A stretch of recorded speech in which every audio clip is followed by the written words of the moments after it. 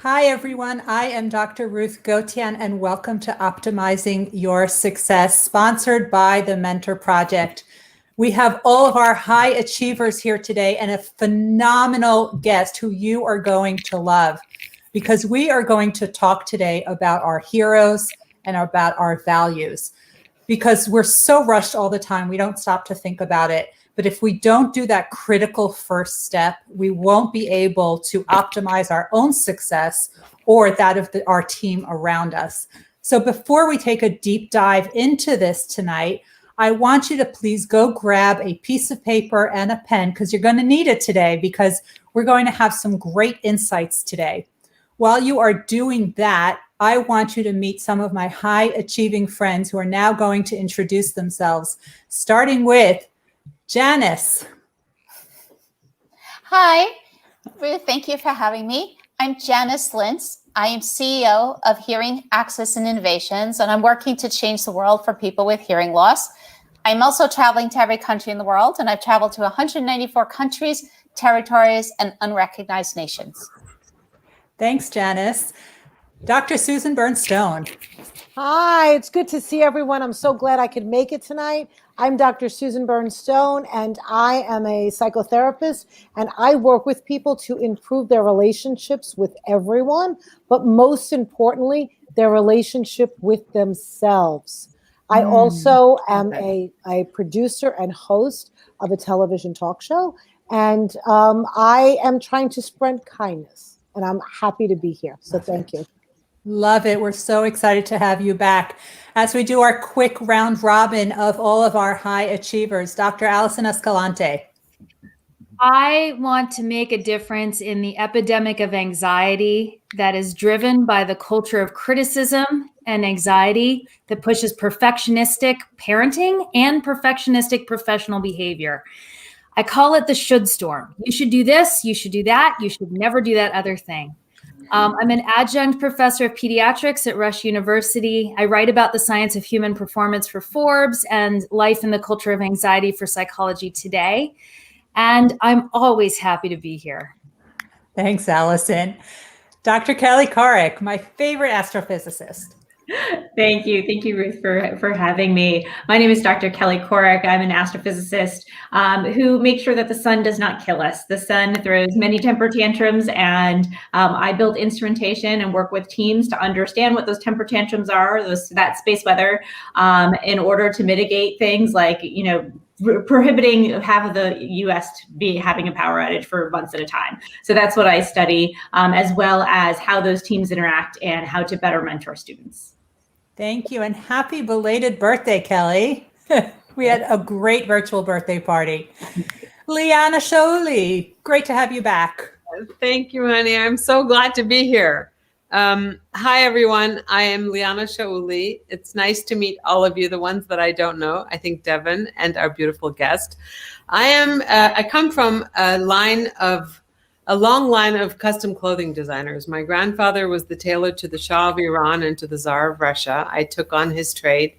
I became a couturier, only to now teach style, personal style, which stands for Seek to Transform Your Life Every Day all over the world in many languages. So I'm delighted to be the butterfly mentor, and I provide transformation through the empowerment of language, action, and wardrobe, because wherever you go, there you are. And we show up as a beautiful, hopefully aligned mission and vision for what we believe in and what we stand for. It's lovely to be here. It's good to have you. And fun fact, I got to receive some of Liana's knowledge today, as she literally virtually went into my closet and helped me pick out an outfit for an event that I have to go to. And she was mixing and matching things. So yeah, we had fun. It was kind of intimidating when the expert goes into your closet, but that's a whole other conversation. Dr. Bruce Y. Lee. And explain your background too, please. Yeah, I must have misunderstood your instructions that I should bring a paper and pen. I thought you said bring as many socks as possible. So I'm actually celebrating, yesterday was National Lost Sock Memorial Day, and today is National Clean Up Your Room Day. So it's natural that those come right after each other. So I'm a professor a computer modeler, a writer, a journalist, and a fan of all Olympic Jamaican bobsledders. Oh, nice, nice. Now, I am surrounded by scientists and physicians all day long, which Bruce is, but nobody has a sense of humor like Dr. Bruce Wiley. So we never know what background he's going to come up with. And for those of you who are watching live, I want you to pay attention because we have this little informal contest that happens based on our conversations today. If there is a word that you want Bruce to put in one of his upcoming Forbes article, we challenged him to do that. And so far, he's managed to do it. Last time, we came up with unitard because we thought that's what the bobsledders were wearing. But Devin was kind enough to correct us that it's not a unitard, but a speed suit. But we made Bruce put in unitard in a Forbes article. And he did that not once, but twice. He managed to get it in. So good job, Bruce. Thank you. Our favorite Jamaican bobsledder, Devin Harris. You're muted. We don't get your humor, Devin. Always. Only way to keep me quiet. Mute me. Put me on mute. Always great to hang out with you, Ruth, and this amazing group that you have assembled here. Liana, I may need some help with my style. You know, they claim that I wear a unitard, and I wear no such thing. It's a speed suit. Don't forget it. 3-time Olympian, original member of the Jamaican bobsled team, motivational speaker, author, philanthropist. I help people to develop a resilient mindset. You know, we all get thrown these curveballs all the time in life. And we sometimes pretend as if we have a choice, but to figure a way to get through this. And so I help people to understand and find a way to work through those challenges, and I show them how to keep on pushing. So I'm always honored and just thrilled to be able to hang with this amazing mind power here. Devin, we love having you. And for anyone who's seen the movie Cool Runnings, it was loosely based on Devin and his teammates. And you have to guess which one was Devin. Yes. Now our special the handsome guest, one. the handsome one. That's right. How did you know? Now our special guest, an incredible designer, and I'll tell you in a moment how we met. She's going to introduce herself. But Aisha Bursell is actually the author of Design the Life You Love. She actually is a designer and has done something remarkable. And we'll tell you shortly how the two of us have actually met. But I want Aisha to first introduce herself. So, author of Design the Life You Love. Aisha, tell us a little bit about you. Yes. So, Ruth, thank you so much for having me. And it's kind of hard to go after all these amazing people, especially Devin after you, but I'll try my best. So I am Turkish. I grew up in Turkey in a family of lawyers, and I almost became a lawyer until a family friend came to tea and talked me into being an industrial designer, because he said, you know, there are people who design products. And I was like, I didn't know that. And he said, look, this teacup that we're drinking tea out of, it's designed by someone to hold hot liquids, and it has this curved edge so that, you know, the teacup fits in our, you know, along our lips, and then it has this handle so that we don't burn ourselves when we're holding it, and then it has a saucer so that if you spill your tea, you don't ruin your mother's beautiful tablecloth. And I fell in love in that very moment with the human scale of design, of industrial design. So I went on to study industrial design and then came to New York with a Fulbright scholarship to do my master's. And I've been here ever since. And it feels like yesterday, but it was not. So, and it's not. So here we are. I've designed everything from pens to automobiles to office systems to toilets. And I was for a long while known as the queen of toilets, which I take as a compliment. So here we are. I'm not even sure what to say about I know toilets. We can talk about toilets for the rest of this session, and it'll take us back to our childhood. So, okay. yeah. Now, Aisha and I first knew of her before I ever met her, because I've always been a big fan of Marshall Goldsmith, who's the #1 leadership coach. And he has a group called 100 Coaches, which he decided he's going to teach everything he knows to. It first started out as 15, then 100, and now I think we're up to 300 coaches. And it started with when he attended one of Aisha's workshops where she talked about heroes. And I heard about it, and that led to him developing this group 100 Coaches. And I read it and I understood it, but it didn't really resonate with me. And I was interviewing Marshall about the next phase of what he's doing, the Knowledge Philanthropy Program, which is where he's actually scaling this for the everyday person. And again, apparently it was through Aisha, and she was coaching him. But I was interviewing him for a number of Forbes articles. And then in the middle of our Zoom interview, he literally takes his phone, calls Aisha, says, "Can you join us on a Zoom?" Now, mind you, he was on the West Coast. Aisha and I are both in New York. And 5 seconds later, it's now 3 people on this Zoom. And her version of the story is obviously a little bit different, but we really connected on that. And then she invited me to a workshop she was doing where I got to really do the whole experience that she was talking about with the heroes. I absolutely fell in love with it because I understood what everyone else was raving about.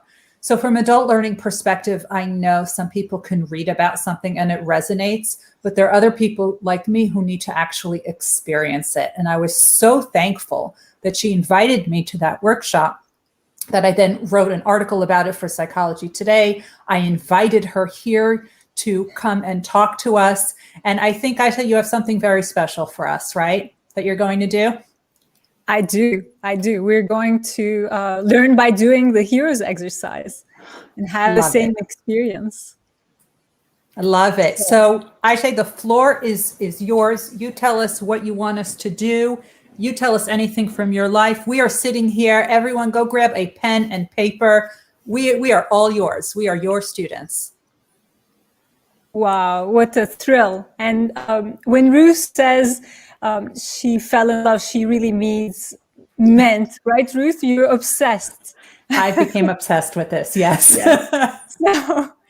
So the heroes exercise is, let me go back a little bit to tell you about Design the Life You Love. So I've been designing products all my life, but at one point I wanted to think about how I think, and how I go from what I know today to imagining the future, kind of what was going on in my head. So I started drawing out how I think, and from that, develop this design thinking process that I call deconstruction reconstruction. And it's about taking what we know apart, deconstructing what we know, looking at those parts from different angles so we can think about the same things differently, and then reconstructing it, but knowing we can't have everything. So what are the essential parts and pieces we want to recombine? And from that, giving that an expression. And then the expression can be many things. It can be a product, it can be a strategy, it can be a plan, but it could also be our life. So I think that our life is our biggest project. And with that, my biggest experiment was to see whether we could deconstruct and reconstruct our lives. And that's how the book came about, Design the Life You Love. And when you're designing and when you're doing anything creative, and you all know this because you all think creatively, even though you're in different disciplines, when you do think creatively, you need inspiration, right? Absolutely. And to be inspired, you might read, you might watch a film, you might talk to people, you might go to a museum, you might go to a concert. There are many different ways that we can gather inspiration. So when I first started doing Design the Life You Love, it was an experiment. I had never done it before. And so I developed my own exercises and kind of like step by step, how do you deconstruct your life? And then how do you get people to think differently about that life? And inspiration was part of it. How do you get people to think differently about their life? And I was thinking, well, in a workshop, you can't really ask people to leave the room and go somewhere. Like let's say if we're in New York, tell them go take a walk or go to MoMA, look at art and come back. You know, it takes too much time. So I thought to myself, well, what inspires us in our life? And I thought other people inspire us. So how about if I use other people as inspiration? And so that became the beginning of the heroes exercise. So I called these other people our heroes. And I started asking people, you know, who are your heroes and what are their qualities that inspire you? So that is the gist of the heroes exercise. So, you know, I love to kind of share and teach by example. So Ruth, you want to be my example? Sure. We didn't plan this, by the way. So I'm going to put you on the spot. I'm a little afraid. Yeah, and then we're going to do this with everyone. But Ruth, so who's one of your heroes? And so let me just explain. Somebody who inspires you is your hero, and this person could be someone you know. So it can be a family member, a child, or a parent. It can be a favorite aunt or uncle. It could also be a friend, a mentor, a mentee, or, you know, you name it, somebody you know. It could also be somebody you don't know, but you know of, right? What you know almost everyone, so I don't know if this holds for you, but I generally I don't know Oprah yet. I'm working on it. So, tell us one of your heroes in the moment. Go with your gut feeling, go with the first name that comes to your mind, and then tell us his or her qualities. So this is actually easy because this is exactly what popped up when you invited me to your workshop, and that is my grandmother, Esther. So why is Grandma Esther your inspiration? What are her qualities that inspire you? So she wanted to go to medical school. Women didn't go to medical school at that time. So she became a pharmacist. And she went to Columbia Pharmacy School, and there were 13 women and 300 men in her class. And then she finished. She was too young to actually get her pharmacy license. So she bummed around Europe for 6 months. And I love the fact that she wanted to do something and she did it. And she was sitting there in a huge classroom filled with people who weren't like her, and she was not intimidated. Now, my grandmother was 5 feet tall with heels. So she was a force of nature. I mean, you paid attention when she came into the room, right? People always laugh and, you know, they call me Dr. Ruth. She was that kind of person, teeny tiny, but a force of nature. And she was always a lady. Always. And even though I was the granddaughter, she was the grandmother, we were 2 generations apart. I am also the only woman in my family in 4 generations. All other women had to marry in. So we became like sisters. We were grandmother, granddaughter who were like sisters. I'd get a book from the library, bring it to her. She'd read it in a day. Then she'd give it to me. We read the same books. We hung out together. How beautiful is Grandma that? Esther. Wow, cool grandma. I love it. Thank you, Ruth, Yes. for taking the lead. But now I'm going to rope in everybody else. So who wants to do the heroes exercise? Want to do it together? All right, Leanna, why don't you go first? Who's your hero? So, you know, I've been thinking as you're saying it, I mean, Abraham Lincoln is my hero, but my real hero in tactility of life is my father. My father left Iran in 1947 as a Persian Jew and went to Germany, of all places. Wow. And he created a life that was incredibly rich with design, And he taught me, not by teaching me, but he just taught me by doing. He would be putting together a chandelier with 50,000 pieces of crystal. And he would just say, I was so curious. And he would just say, come help me. It was never like, come, this is how you do it and do it like this. And so because maybe he knew that I was dyslexic. I don't know if he knew, but I am dyslexic. And so for me, acting and doing was the way to get knowledge into my body. And he taught me how to lay electrical lines. I knew how to ground earth when he was laying electrical lines. I learned cooking from him. I mean, I learned so much, and it's in my body. And that's today I'm a mentor, and that's how I I mean, I did I did a prayer shawl for my grandson in 2 days. I had never done anything like that before, but I looked at it. I said, it's a sewing piece. I can sew. I'm going to get this done. And I did. So I don't have any fear in creating. And I owe that to my father, because there was never a boundary. There was never, no, you can't do this. There was always, no, go try it. Try it. It'll happen. And if it doesn't, something else will happen. I love it. Liana, thank you so much. And, I mentioned that I come from Turkey, and so I feel kinship to you. And I remember those times, when Shah was the ruler in Iran. Yeah. And then my uncle was the Turkish ambassador to Tehran, the first Turkish ambassador after the revolution. Can you believe it? Yeah. Wow. Well, I feel a strong pull towards you. And Ruth had said that to me. She said, "You're gonna love her. You're gonna love her," and I do. She was digging through my closet for sure. So yeah, and Liana, you can't quite see, but I tried to match myself to Ruth today. There was a memo. There was a memo that went out. I can see it. Cool. You guys got the memo. I got the opposing side of the color wheel. See? No, I love it. Thank you so much. All right. Could we have one more volunteer who'd like to share a hero? I'll jump in here. So like Ruth, my grandmother is very influential in my life. I blame her for this journey that I'm on.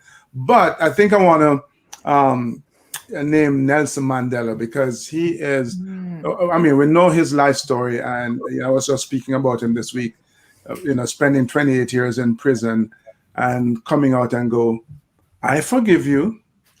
That's not in me at the moment. And that's something that I am striving to be more like. Devin, tell us more about Mandela, but also about your grandmother. How did your grandma inspire you? So she was an amazing storyteller, and I spent my early years with her, and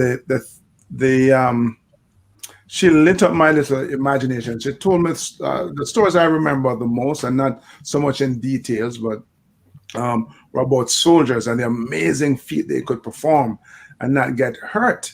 And I didn't know if I could do it, but I wanted to do that, and it inspired me to want to become a soldier, join the army. But more importantly, it inspired me to want to go pursue results and goals and dreams that other people thought was difficult, if not impossible. And that has just, I guess you add that to my defiant nature, and you get me as is. And so.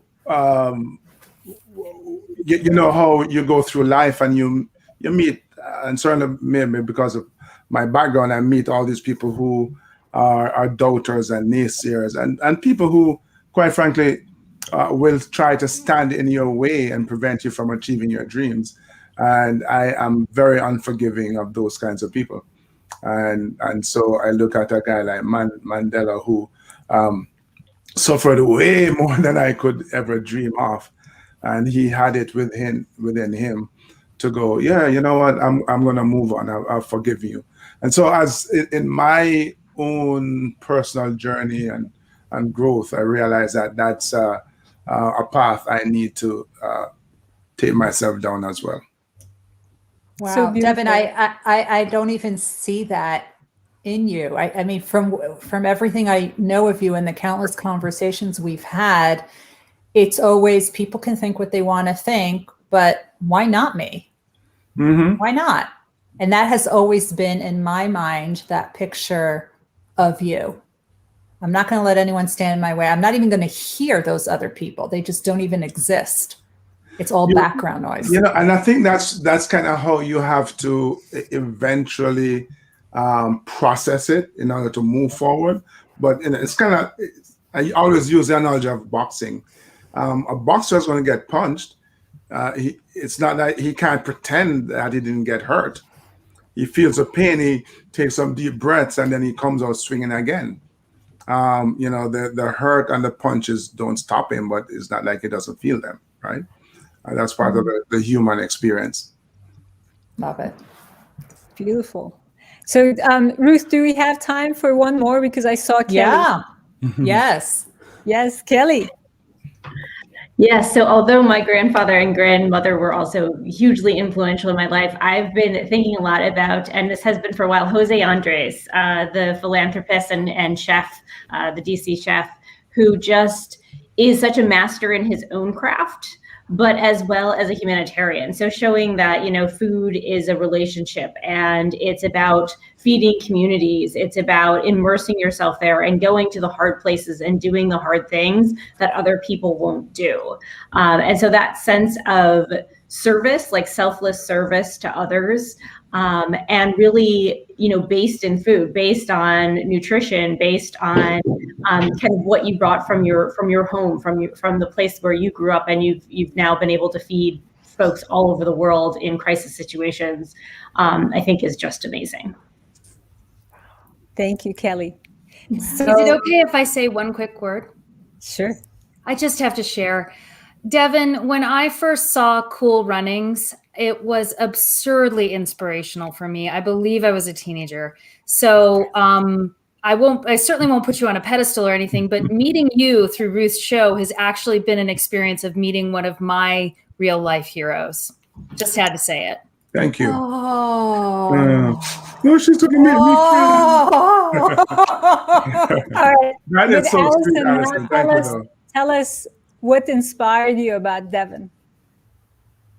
Oh, sure. I love underdogs. You know, I absolutely loved, maybe it's because that's the kind of thing I aspire to be, but often have to struggle to be, right?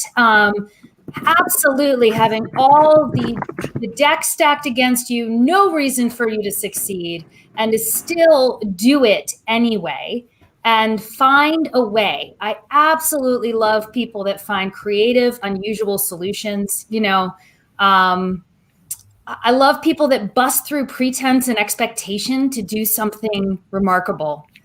Most of my heroes tend to be mystics and people in history who came up with ideas that pierced cultural beliefs and changed history with, you know, new ideas and new perspectives. But it's that same sort of thing. Just, you know, I love an underdog. Love. Beautiful. I say, I am dying to hear if the others want to share. Can we make time? Is that okay? I absolutely would love to have everyone share their heroes. Yeah. So Who wants to go? Janice, Susan, Bruce? I'll go. You know, it's so interesting. I'm sitting here listening to everybody and I'm thinking, oh my goodness, I haven't really had many heroes. And I was really trying to rack my brain. I thought about people that were influential in my life, but I can't really say that they were heroes.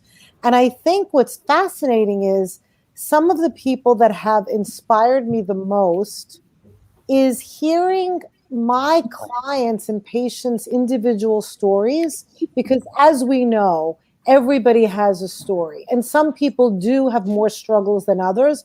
But when you really get to know people, most people have really had unbelievable challenges, whether it's international, whether it's, through country or through their own families or social groups or overcoming. And I have to say that when I work with individuals and families and people and get to know their stories, I have been inspired by them. And that has really touched me every single time. And it's been a really unbelievable journey. So when I was thinking about that, it's not like, it's so fascinating to me as I was discovering this as right here tonight, as I'm thinking about it.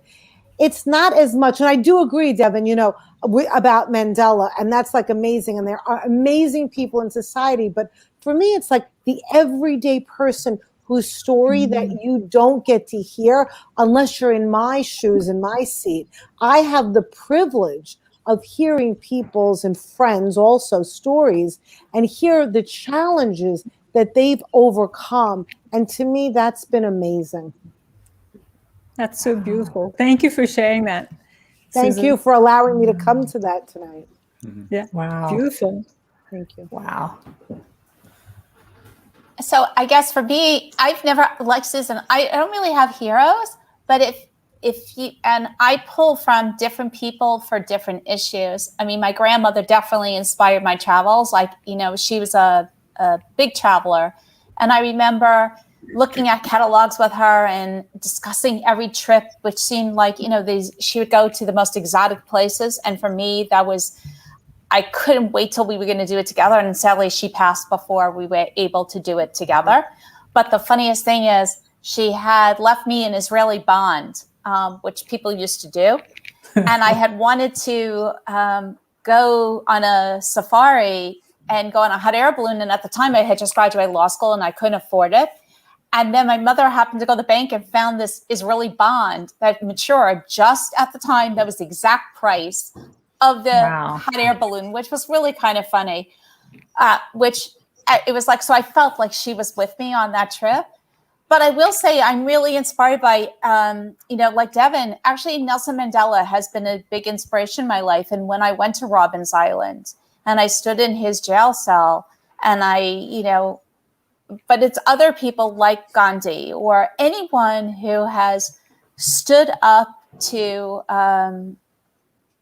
opposition and has not accepted the crumbs they've been offered and has done it with dignity, I find absolutely inspiring. And so one of the things in my travels has been visiting every genocide museum or place of human rights. So I've gone to some of the most incredible places, whether they're in Chile, the Museum of Genocide, or Rwanda, and just trying to understand how some people are so incredibly resilient and just like Devin said, can say, not be angry. I find that the most remarkable thing. And that's just my personal journey and so I've traveled all over the world visiting these unusual places. Beautiful. Wow. I am not there either, Devin. I'm not the person who could just say, oh, you jailed me? No worries. You've tortured me? No worries. But there are people who are able to do that. And I find that remarkable. I don't understand also how some people thrive and survive. Beautiful. Thank you, Janice. Thank you. Bruce has to get out from that pile of socks. Yeah, when I was asked when you asked that question, I was sort of trying to think about it, sort of like a lost sock. I couldn't really come up with a name of hero. I don't think I've ever identified like one or particularly a group of people as heroes or anything of that sort. It's more sort of in the lines of what Susan and Janice said, in the sense that I look more at specific actions of people. So like when you meet people and you see the different things that they do or the different things that they say, regardless of who they are, regardless of what accolades or quote unquote lack of accolades they might have, like if they do something where you're like, wow, that was was really impressive, or that was very cool.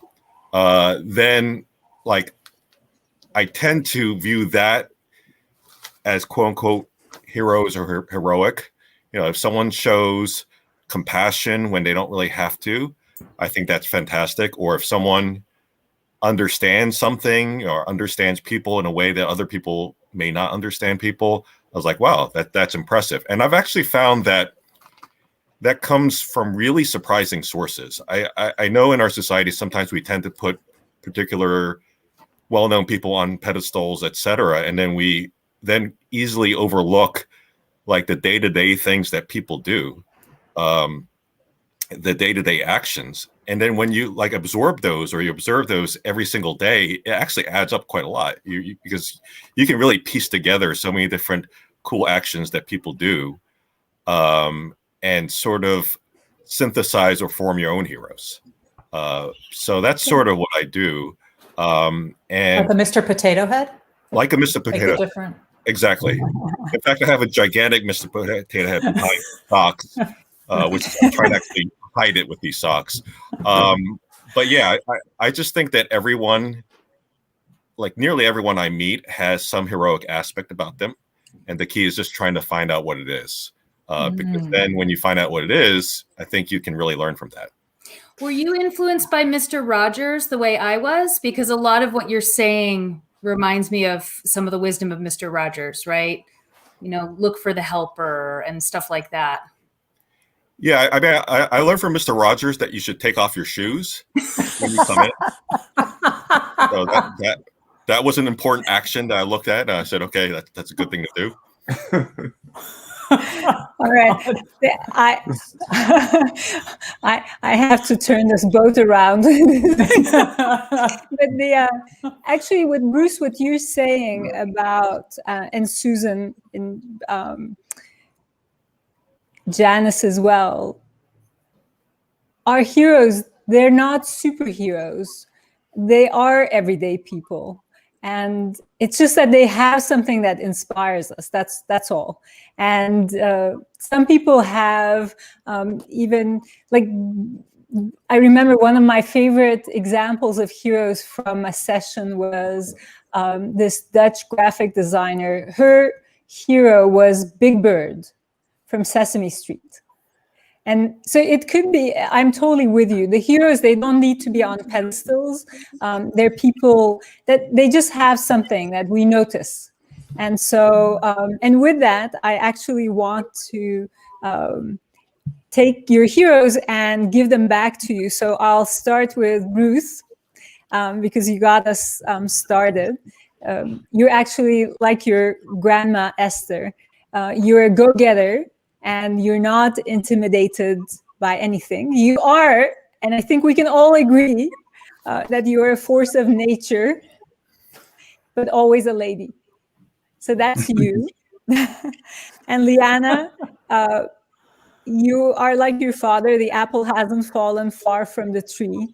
You're courageous and fearless, rich with design, and you teach others by doing. And you adapt your teaching to different people so that they can truly understand you. So you have a lot of empathy, which is what I heard you say about your dad.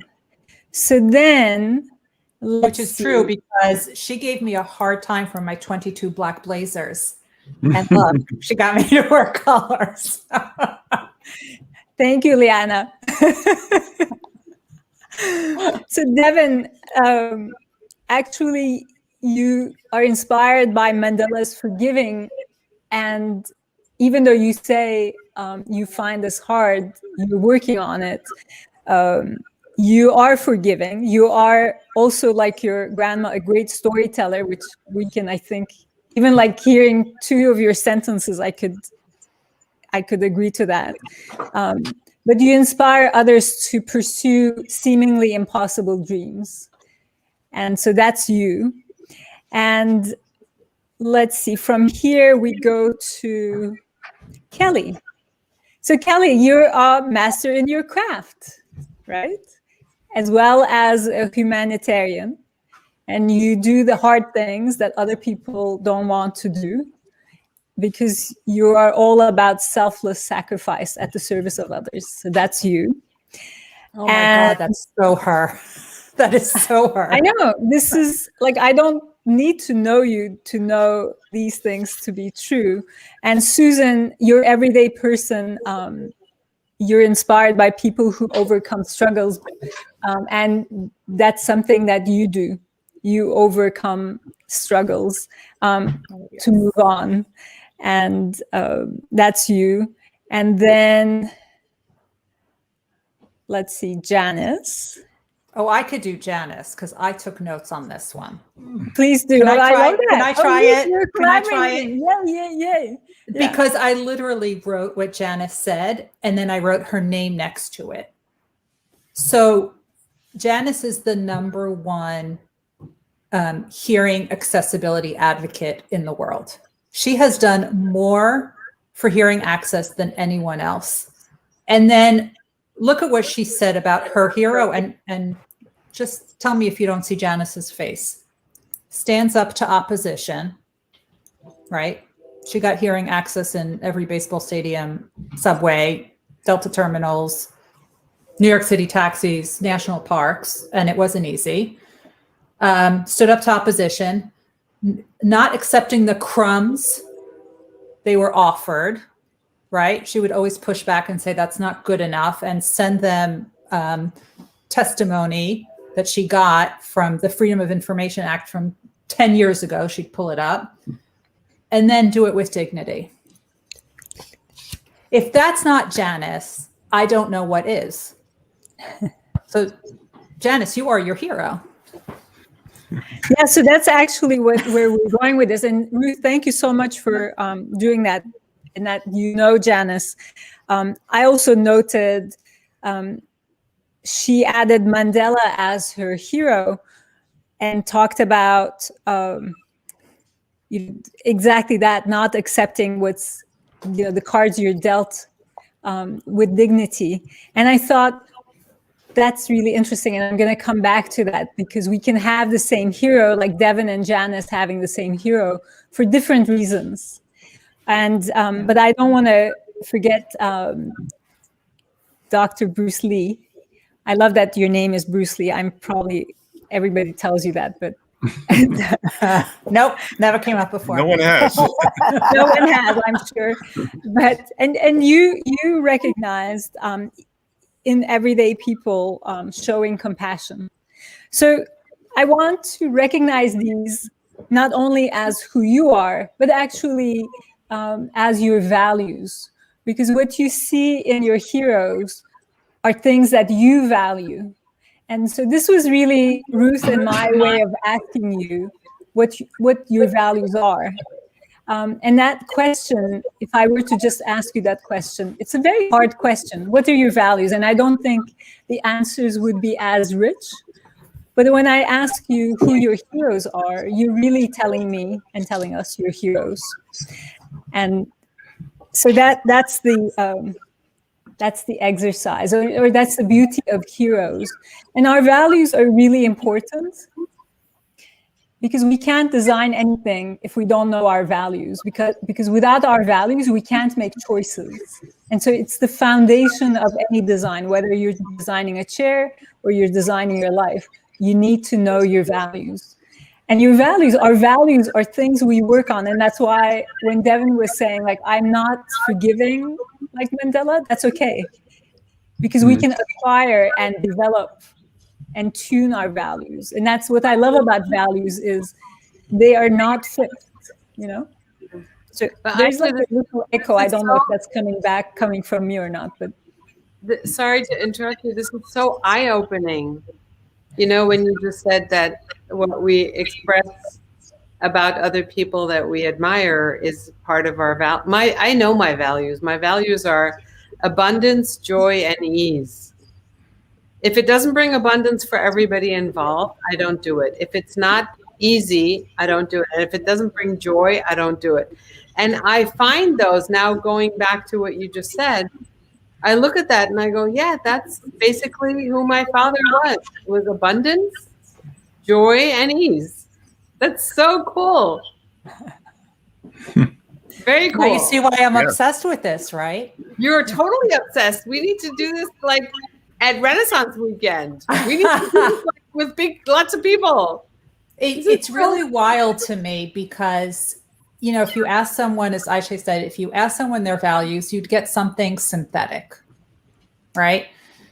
But what she said, her deconstruction, reconstruction, when you take it down to your heroes and what are the characteristics of them that you so admire.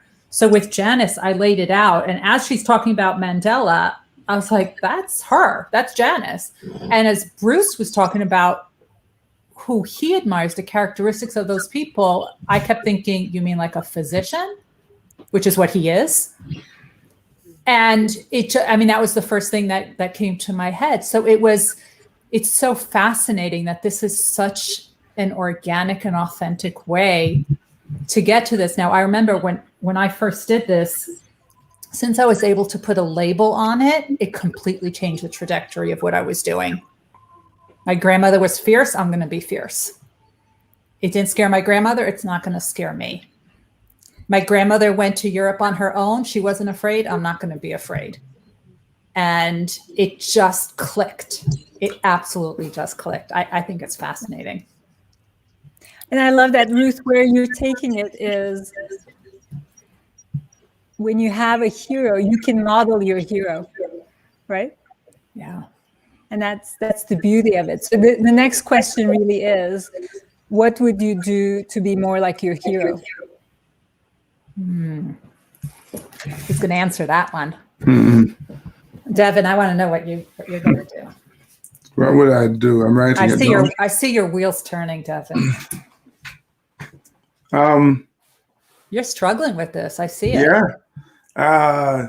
So learn to tell stories more engaging, like my grandmother, so they can have that lasting, inspiring impact on others. And it's learn to forgive. Learn to forgive. And I guess I'm gonna have to learn how to walk that path of saying, yeah, you know what, you hurt me or you tried to stop me, but it's okay. I'm still standing. It's interesting, Ruth, your take on me, because, they say, I say success is the best revenge. Yes. And, yes. and so that's kind of how, you tried to stop me. Well, watch this, dude. I'm going to go succeed. No, take that. But I guess I need to, as I continue to grow, I need to bring a different energy to it as well. And, just have a kind of gentler, softer face.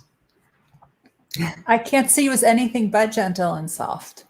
I am that 99%. Oh, I'm glad you didn't say you in the talk, because you'd have brought up the ugly. As they're speaking about this, a question arose. So is there something as part of this construction that you've created, construction, deconstruction, or is it part of your book where you include the dark side of who we are as part of it? I love that. That's a great question. I started doing that after the book, and where one of the things that I do now is ask people about their own superpowers and kryptonite. And superpowers, of course, are things that come easy to us or natural to us, and kryptonite, just like Superwoman or Superman, are things that slow us down or take away our powers. And I started doing, when I first started doing this, it was with that idea, Liana, of like, what's the dark side? What are things that are our Achilles heel or wear us down?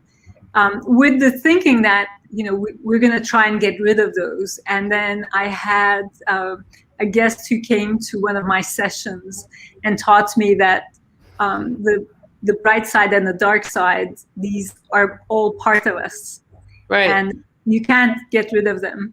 Right. But That's what I'm intentional, right? About how you want to use them or how much time you want to spend with these things. So Yeah, I was only asking because there's no light without darkness, and there's no darkness without light. And so those opposing paradigms of who we are always live in this vessel, always side by side. It's like the yin and yang design. And I was just asking if you had, if this is, maybe that's like the next part of it, because when we take our character assets and look at how they used to be our character defects, because I believe that a character defect can be turned into a character asset with focus. Sounds like a whole different show. It is. Yeah. Well, and to just add to that, Liana, because my belief and what I've seen is that those quote defects really are not defects. They were Right. coping mechanisms. They are what Right. saved Mm. people, and Right. they are the characteristics. Only they are no longer needed. So now they're getting in people's way, You're right. and it's about how to say thank you, but I don't need you anymore right now. Like you're not needed, but thank you, because one time it might have served, and that's how it became. But that is a whole See, other conversation. But yeah. That's why we have someone with your background on this show.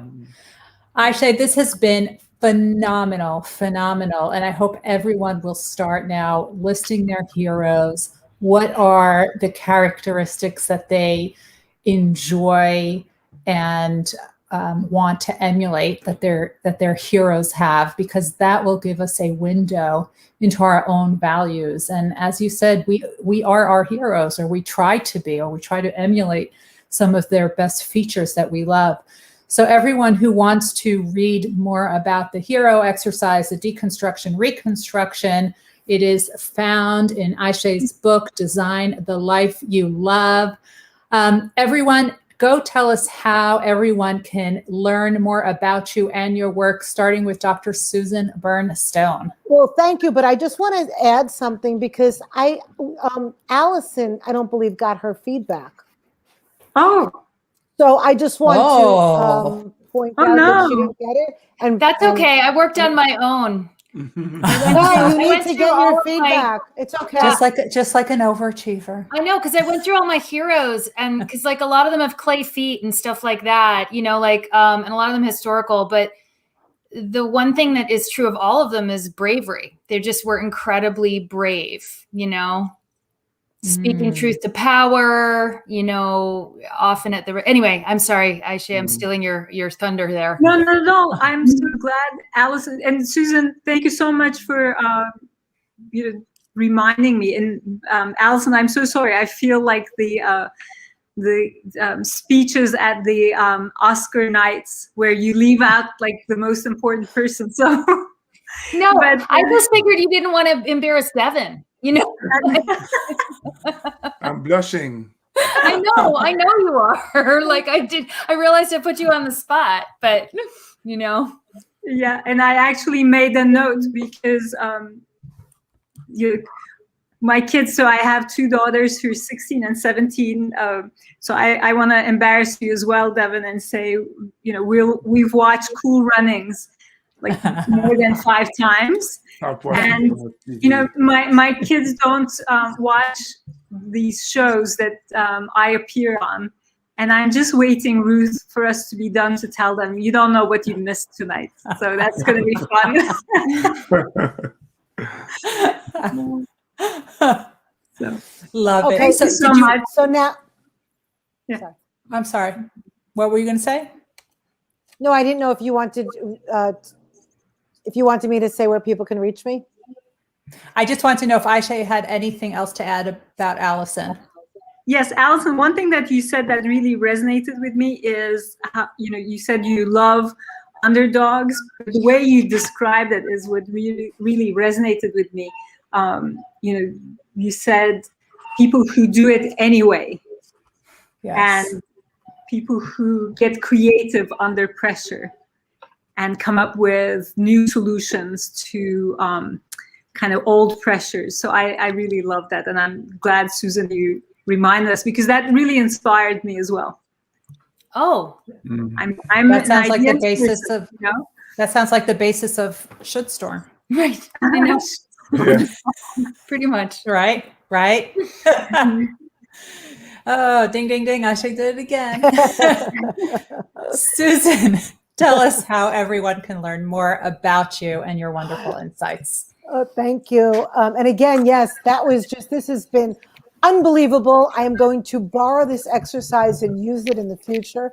And now you see why I'm obsessed with it? I love it. And, because really it does. And we in psychology, we say that, it's about us. It's all grist for the mill. And whenever anybody says anything about anyone, it's always reflective of ourselves, right? So it really reinforced that it comes back to us. If you want to reach me, you can contact me by emailing me at drsusanbernstone@gmail.com. You can Google me. You can LinkedIn me.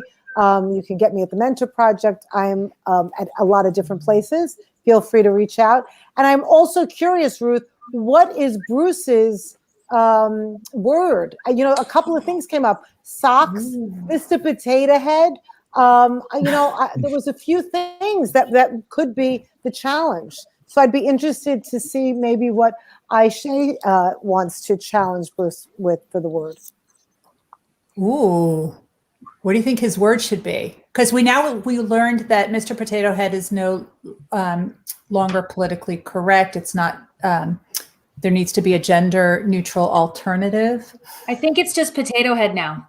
It's just potato head. I think potato head needs to be one of them for sure. Mm-hmm. I would also vote Nelson Mandela. Bruce, you up for the challenge? You're not like jumping off the page, Bruce. What's up? He's thinking. Mm-hmm. He's thinking. I think you should use the word armadillo. I want to see you use the word armadillo in conjunction. He has. He has used that word. He's used it already. Oh, he has? We need something from today's conversation. I say we should ask Aisha, what do you think? Do you have any good what would you like to see in Bruce's articles? Let's see. Oh God. I love it. She hasn't looked up yet to see it. What is it, Queen of the Toilets? What should it be? But- What do you guys Wow, I did. Wow. So That's funny. impressive. I think you could use something that you said, everyday people. think? Good. All right. Everyday people it is. And everyday people use toilets. Every day. Yeah, and guess what? Guess what? Those people who have 17 toilets in their house, they seem to forget that they can only sit on one of them at a time. So it's so useless. Like, sorry, I just had to get that in there. By the way, maybe- I want to connect with you just before we get off this. This was lovely. So lovely. I should thank you So Liana, while you have the mic, how can people find you? People can find me at betheoffer.com, betheoffer.com, because I believe you should be the offer, not make the offer, because life is lived by attraction rather than promotion, which is what good design does. It pulls you in. Wow, nice. Janice Lintz. So this was great. Aisha, I'm curious, what were you going to say based on what I said? Oh, you didn't like what I said? No, you know me. So it said, no, I liked what you said, but you know me. I'm curious what she wrote. You know, I'm Janice, word by word, I wrote the same things that Ruth said. Stand up to opposition, not accept the breadcrumbs you're given. Do it with dignity, and but without being angry. And and Ruth said it. You know, when Ruth said it, it sounded better actually. So Because as soon as she said it, I was like, that's her. That's her. That's her. I adore Ruth. Ruth knows me. We chat like every day. So like, I just, so I was just curious from the other perspective. But do we have 2 minutes? Because when you said I knew it. Ruth, when you were saying like, this is Janice, that's exactly what happened to me. Do I have time to share that with everyone? We are going to stay on, yes. Mhm. So when I started doing the heroes exercise, it was simply inspirational. There was no reveal to it. I didn't tell people these are your values because I didn't know it. I only asked them, think about your heroes, thinking, their qualities will inspire you in your own life. And that was it. But then, like Ruth and Janice, my friends came to my sessions because nobody knew about me. Nobody knew about Design the Life You Love. So I would invite my friends and I'd be like, hey, I have this workshop this Saturday. Nobody's coming. There are like 2-3 people coming. Please show up so that we look like this is a successful event, right? So my friends would come and then I would do the heroes exercise. But because I knew my friends, after a while, I was like, hold on 1 second. Just like Ruth is saying to Janice, that's you.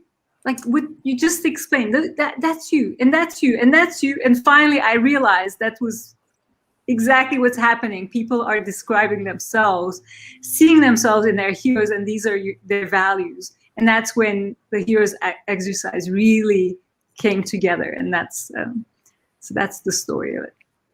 I love that. And it's wonderful. And that happened because people were not showing up to your initial workshops.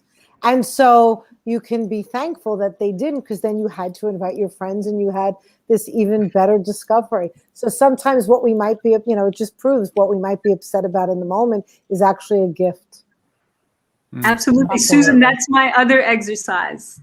In design, how do you turn constraints into opportunities? There we go. There you go. That's my phrase. So that's the phrase I use, turning obstacles into opportunities and never wasting a crisis. Love it. Janice, tell everyone how they can find out more about you. And then hopefully Allison, before she needs to hop off, she can tell everyone how to find more about her. So Janice, where can people find you? I can be found at hearingaccess.com and janicelintz.com. And of course, LinkedIn. Thank you. Thank you. Allison. Hi. You can find me at allisonescalante.com if you spell my name right, or shouldStorm.com. And if you're a parent, I run a group on Facebook called Should Free Parenting. I'm really proud of it because it's one of the only parenting groups I've seen where it stays really supportive and non-toxic. So join up. Thanks, Allison. Kelly. You can find me at kellycorrick.com or itsaboutsstardust.com and or on LinkedIn. Thank you. Devin. DevonHarris.com. Keep on pushing 88 on Instagram and Twitter. And on Facebook, I'm the dude in the bobsled speed suit. Love it. And Bruce. Yeah, great exercise, Aisha. This was a fun show. I do value taking your shoes off, so that's part of my value. So you can reach me at bruceyle.com, or you can Google Bruce Y. Lee, or if you want to read my stuff in Forbes, Bruce Y. Lee Forbes, and also on social, I'm at Bruce_Y_Lee. So there's a theme there.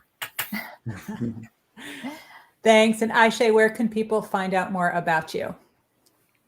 So they can find out about me at aishabursell.com. And you could look up on LinkedIn every Wednesday at 5 p.m. We do a Design the Life You Love virtual tea, and everybody's invited to that. It'd be great to have you all. Beautiful. Thank you. And again, the name of her book is Design the Life You Love. And I checked today, it is available on Amazon. I am Dr. Ruth Gotian. Before I tell you where you could find me, I want to thank Dr. Debbie Heiser, who's behind the scenes, making us all look fabulous. She is the CEO and co-founder of the Mentor Project. We're all here volunteers with the Mentor Project, so go check them out. If you're listening on the podcast, which is the audio of this show, please give us a like, give us a rating and review so people can find us. Again, everyone here is volunteering their time. There are over 80 mentors in the Mentor Project. So go check out their site in order to find out more about what they do. Dr. Ruth Gotian, I can be found at ruthgotian.com. And all the social media, it is just my name, Ruth Gotian. I write also for Forbes and Psychology Today. The Forbes articles come out every Tuesday. And tomorrow you can read the article to find out if you are a dreamer or an achiever.